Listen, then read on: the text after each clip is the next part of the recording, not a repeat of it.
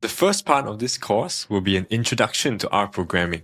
We will go through what R is about, how do we get started with our coding environment, the R programming language and general syntax, data structures and other objects, functions that allow us to do different things, and finally, the tidyverse, which is a very popular collection of packages used to manage and to visualize data. So, what is R? R is a programming language and software environment with a command line interface, meaning that it is text-based. This is unlike most other software that you may use, for example, Microsoft Excel, which we interact with using a graphical user interface.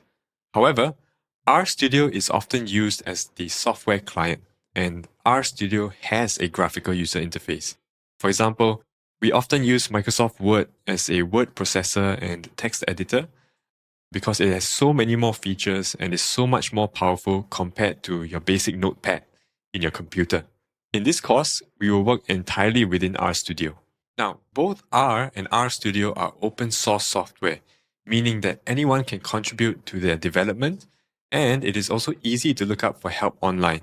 Because R is open source, there is a huge library of packages created by the R community. You can think of packages like apps in your phone or tools in a toolbox where each serve a different purpose or function. For example, these course materials like the slides and notes were created using R packages. Before we wrap up this video, let's talk a bit more about this course.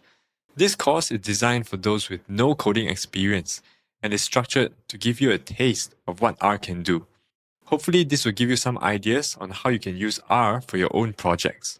As mentioned in the introduction, this week we will look at the basics of R, and in the next 2 weeks, we will dive into the geospatial portion of this course. I also want to highlight that this course is not a substitute to practicing the fundamentals of the language, because that requires a lot of repetition and is very time-consuming.